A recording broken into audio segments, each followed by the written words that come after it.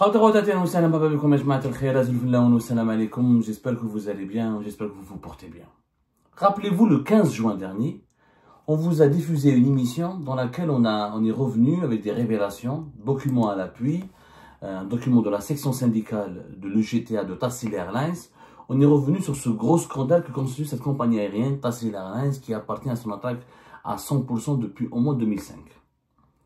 Et on avait expliqué que cette compagnie était un non-sens absolu, que Sonatrach, compagnie nationale des hydrocarbures, n'est pas spécialisée dans l'aérien, c'est pas le corps de son activité, c'est pas ses préoccupations, elle n'a pas d'intérêt particulier pour le secteur du transport aérien, elle a suffisamment d'investissements et de défis à relever dans le domaine, dans son cœur d'activité qui est l'énergie, l'exploitation du pétrole et du gaz notamment, et l'exploitation et l'exploration de nouvelles réserves de pétrole et de gaz.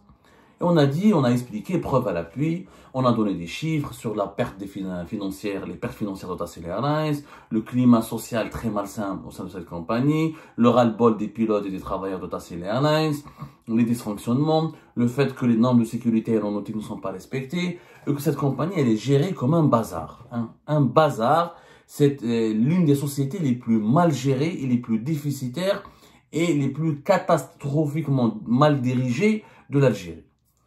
On a été écouté visiblement parce que l'État algérien l'a enlevé à Sonatrach. Sauf que, malheureusement, on a été écouté d'un côté, mais l'État algérien, quand il se remet en cause, au lieu de produire ou de réaliser une meilleure action, et ben malheureusement, il fait pire. Il fait pire puisque, malheureusement, l'État algérien a décidé de confier cette compagnie Tassila Airlines, de la fusionner avec Air Algérie.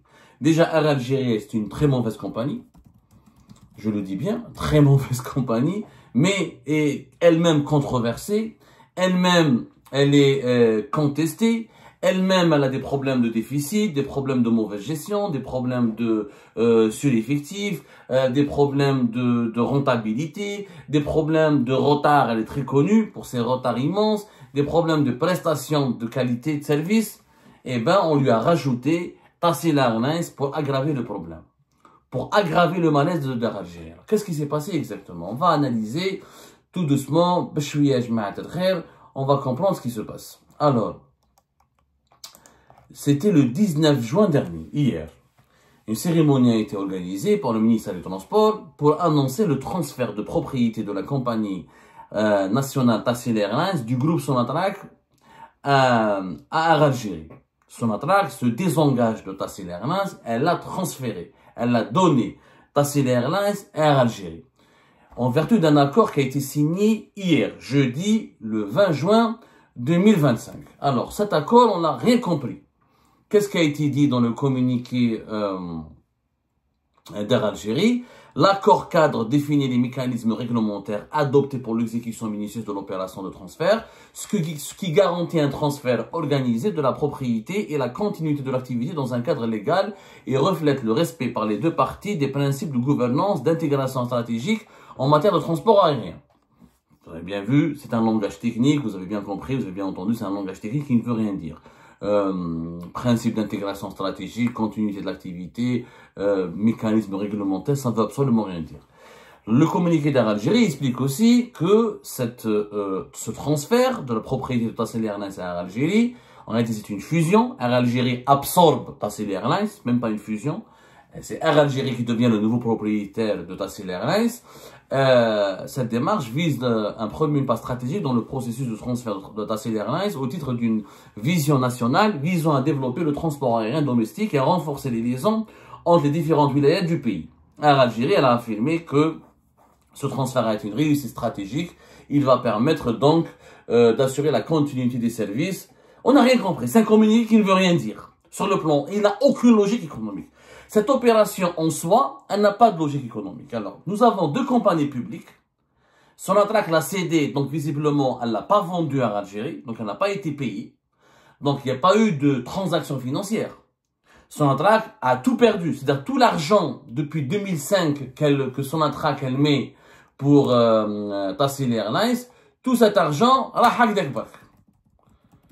c'est depuis vingtaine d'années que Sonatrach dépense beaucoup d'argent, en dizaines de millions d'euros, voire en 25 ans, ça peut dépasser le 1 milliard d'euros. Si on calcule ce que Sonatrach a dépensé pour Tassila Airlines. Les avions, la flotte, les 15 avions de Tassila Airlines ont été achetés par l'argent de Sonatrach.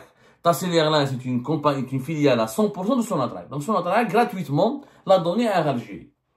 Il y a un cadeau. Où est Sonatrach?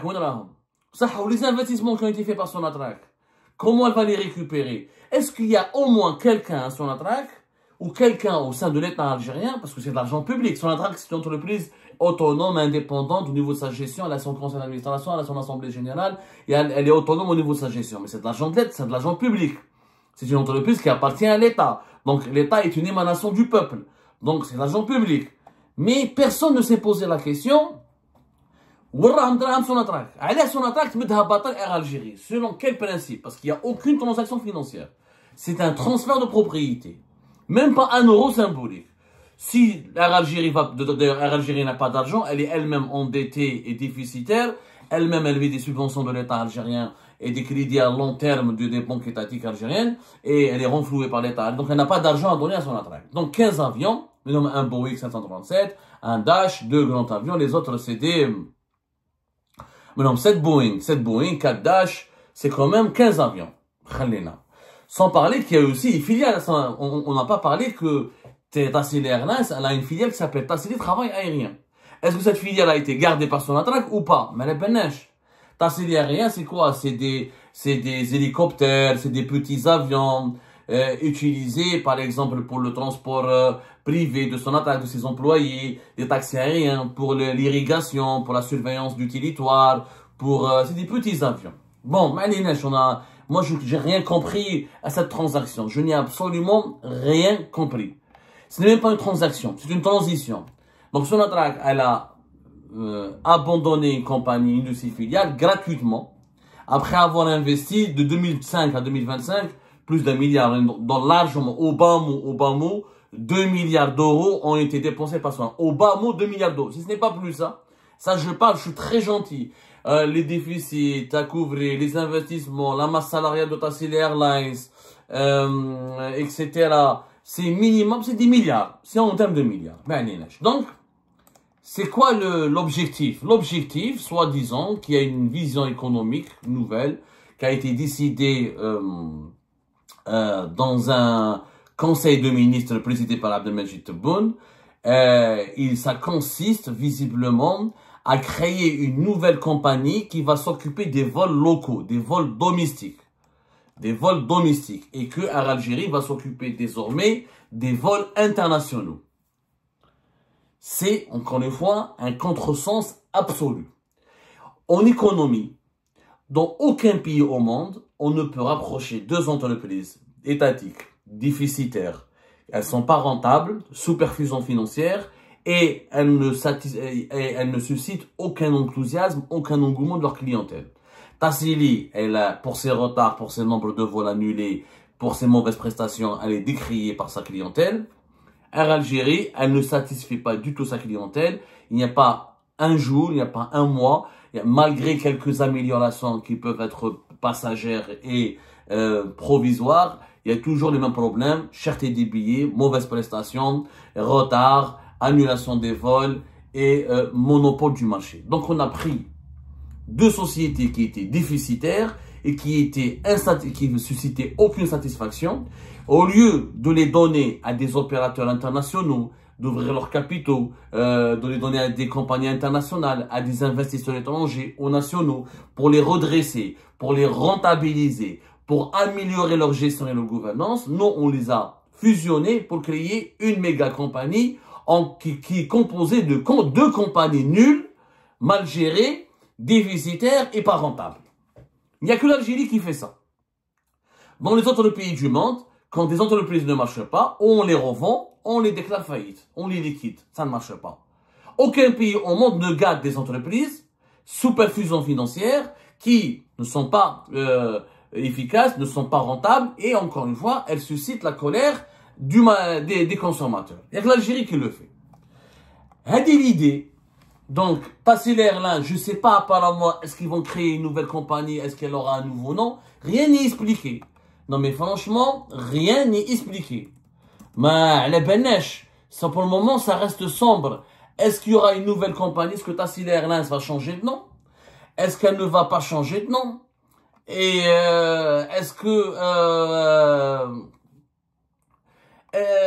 bon, Najib Darbi, il vaudrait mieux qu'elle change de nom. Qu'elle change de nom et qu'on devrait l'appeler Air Betis. C'est Air Betis. On devrait créer une compagnie locale qui s'appelle Air Betis.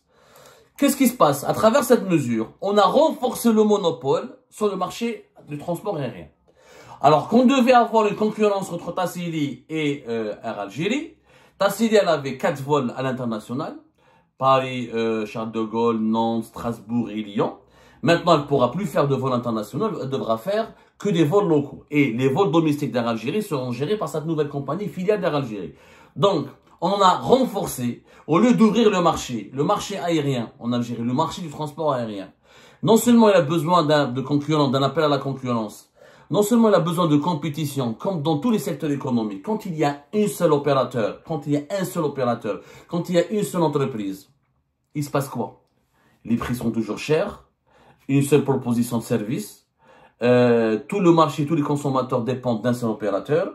On devra payer le prix que cet opérateur nous exigera. Et la demande, elle est beaucoup plus forte que l'offre. Il y a une seule offre par rapport à beaucoup de demandes. Du coup, des prix chers, mauvaise prestation de service et aucune concurrence possible avec un opérateur, une tierce partie. Et du coup, aucune amélioration des prestations. Pourquoi voulez-vous qu'un opérateur se remette en cause et améliore ses prestations de service puisqu'il a le monopole du marché? Il va fixer les prix qu'il veut. Il n'y a que l'État qui va lui dire de baisser, de ne pas baisser. Aucune logique économique. Il ne va jamais améliorer ses prestations de service parce qu'il n'est pas confronté à une concurrence. Du coup, on aura des prix très chers, mauvaise organisation, anarchie, retard, des vols annulés et des voyageurs qui ne seront jamais contents. On va aggraver le problème. Ça n'existe pas de fusionner deux compagnies pour aggraver le monopole. Donc, tous les pays du monde s'ouvrent à la concurrence. L'Algérie, au lieu de s'ouvrir à la concurrence pour augmenter l'offre et équilibrer entre l'offre et la demande et permettre à des nouveaux investisseurs de créer des emplois, d'apporter de la richesse, de verser des recettes fiscales, plus il y a des sociétés qui travaillent, plus l'État prend des recettes fiscales, des sociétés payent des impôts, les impôts sur la société, le recrutement, les cotisations sociales, et on crée du dynamisme économique. Quand il y a plusieurs sociétés dans un secteur, l'État, il est gagnant. Le pays, il est gagnant. Les consommateurs ont plusieurs offres, donc il y a de la concurrence. Les prix vont baisser. Et les consommateurs pourront consommer. Donc, on aura plus de voyageurs, plus d'activités, de la croissance et des recettes fiscales, puisque les sociétés, si elles travaillent bien, elles vont payer des impôts sur le bénéfice, des impôts, des taxes locales, elles vont payer différentes taxes de valeur ajoutée, des droits douaniers, etc. Et ça renfloue les caisses de l'État. C'est pour ça qu'en économie, on parle de l'ouverture du marché, l'économie de marché. Plus il y a de la concurrence, plus il y a de la croissance, du dynamisme et des créations de richesses. En Algérie, non. On a un monopole pour une nouvelle société pour Air Algérie. La seule concurrente d'Air Algérie en Algérie, qui est Tassili, au lieu de la donner à des privés, à des étrangers, à des bailleurs de fonds internationaux, à des concurrents algériens, à des privés algériens, non, qu'est-ce qu'on fait? On la donne à Air Algérie pour laisser tout le marché pour une seule compagnie. On est un pays de presque 48 millions d'habitants maintenant, à la fin de l'année 2025, et on n'a qu'une seule compagnie aérienne. Regardez dans les pays voisins. La Libye, pays instable, encore en guerre, il n'a pas encore construit ses institutions, un pays en transition extrêmement instable, 6 compagnies. La Tunisie, un pays extrêmement endetté, avec une économie très faible, 3 compagnies. Je parle de transport aérien, des voyageurs. Les transporteurs de cargo, c'est les transports de marchandises, etc. Et ça, c'est des compagnies qui régulièrement proposent des vols et assurent et proposent leurs services au quotidien. Ils ont des liaisons aériennes, ils ont des dessertes aériennes, etc. Parce qu'il y a des compagnies charter qui travaillent épisodiquement, ils ont 2 ou 3 avions. Les compagnies permanentes et régulières, 3 en Tunisie, 6 en Libye, 7 en Égypte, 4 au Maroc. Oman, Sultanat d'Oman, un pays de 4 millions d'habitants, il a 3 compagnies aériennes. L'Algérie, un pays de presque 50 millions d'habitants, nous avons combien? Bon, Oman, c'est 5 millions d'habitants, hein, même pas. Algérie, 5 millions d'habitants, 4 compagnies aériennes. L'Algérie, presque 50 millions d'habitants. On est à quoi? On est à une seule compagnie qui a le monopole. Elle est où la logique? Les dirigeants algériens, à un moment donné, je pense qu'ils devraient utiliser leur cerveau. Est-ce que c'est normal qu'on soit le seul pays dans la région où il n'y a pas de concurrence du secteur aérien? Au nom de quoi on doit donner tout le marché à l'Algérie? Air Algérie, elle est citée dans le Coran, elle n'est pas citée dans le Coran. Elle est citée dans le Sunna du prophète, elle n'est pas citée dans le Sunna du prophète. Elle est citée dans la Constitution, elle n'est pas citée dans la Constitution. Au nom de quoi, 50 millions d'habitants, on doit dépendre d'une seule compagnie? علاه سيدي خليها لهم هذه بلاد باباهم ما كاش يعني on n'a pas pourquoi nous les Algériens et les Algériens pourquoi n'a-t-on pas le droit de choisir d'avoir le choix ou d'avoir la possibilité de choisir une autre compagnie algérienne? Quand je veux aller à Tamanrasset ou la Adrar, je ne peux pas, je dois aller qu'avec la filiale d'Air Algérie.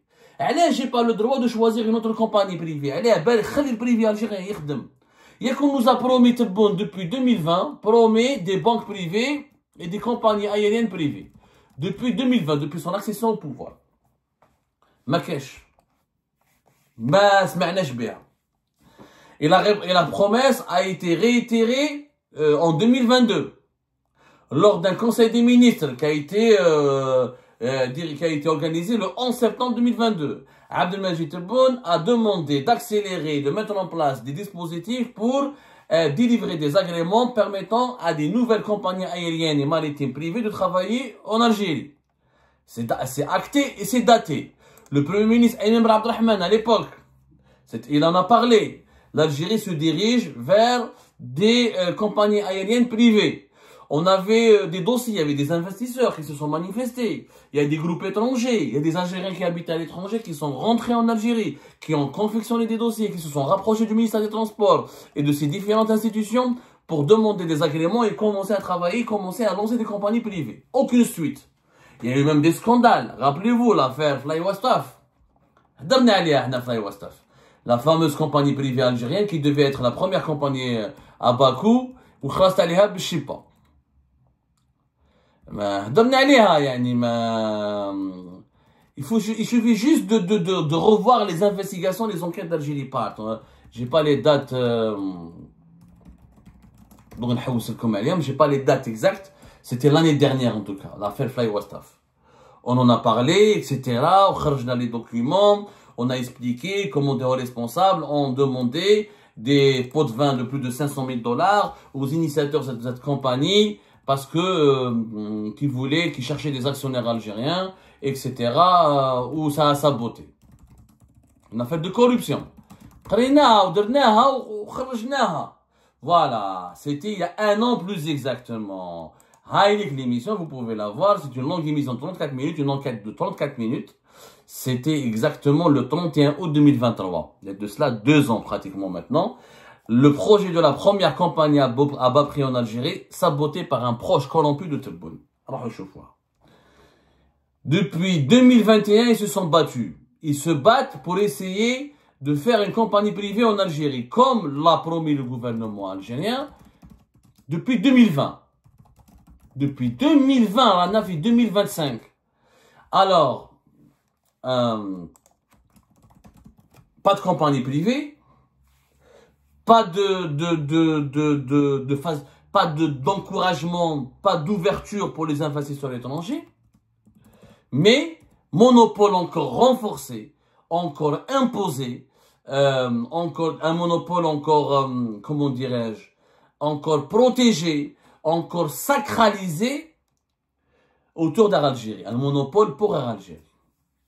Et dit comment voulez-vous qu'on croie à ce pays? Comment voulez-vous que les Algériens et les Algériens aient confiance en leurs dirigeants? Comment voulez-vous que les bailleurs de fonds, que les investisseurs internationaux peuvent donner de la crédibilité, puissent donner du crédit aux autorités algériennes? Comment voulez-vous? Notre pays, il perd tout simplement sa crédibilité. Il perd sa crédibilité de 2020, 2022, en 2023, depuis 2023, on parle plus. Depuis le scandale Flywastaf, on ne parle plus. Pourquoi? Parce que les compagnies privées vont accélérer les fuites de devises à l'étranger, alors que c'est le contraire. plus on aura des compagnies aériennes, plus les billets d'avion seront pas chers pour la destination Algérie, plus on aura des touristes étrangers qui viendront dans notre pays, qui ramèneront leurs devises et qui injecteront des devises dans notre économie. Mais ça, allez-y expliquer le bon sens. Le bon sens, ce qui est évident dans les autres pays du monde, en Algérie, ne l'est pas. Il faut l'expliquer, il faut faire de la pédagogie, il faut faire des cours de abécédaire pour dire aux dirigeants algériens, je m'arrête à la couraltine. Tout ça, c'est à cause du PDG d'Air Algérie qui a saboté. On va faire une émission plus tard sur Hamza Belhamouda, l'homme qui dirige Air Algérie depuis 2024, depuis février 2024. Et auparavant, il avait dirigé une agence aérienne, l'agence de sécurité aérienne de l'Algérie. Il fait partie de ces lobbyistes qui sont contre tout simplement l'ouverture vers le privé et vers la concurrence. C'est un homme qui fait du lobbying auprès de la présidence algérienne pour la convaincre. Voilà, il était à la tête de l'Agence nationale de l'aviation civile depuis le 19 novembre 2022. Et malheureusement, Hamza Belhamouda, qui était respecté, qui était considéré comme un acteur, comme un professionnel et un acteur intéressant du secteur du transport aérien, il s'est avéré finalement être l'une des sources de blocage et de panne de ce secteur et l'un des lobbyistes les plus malsains ayant joué un rôle très malsain dans la gestion du transport aérien. On en reparlera plus tard. Mais retenez quand même une logique. Il y a eu des promesses. 2021, 2020, une promesse.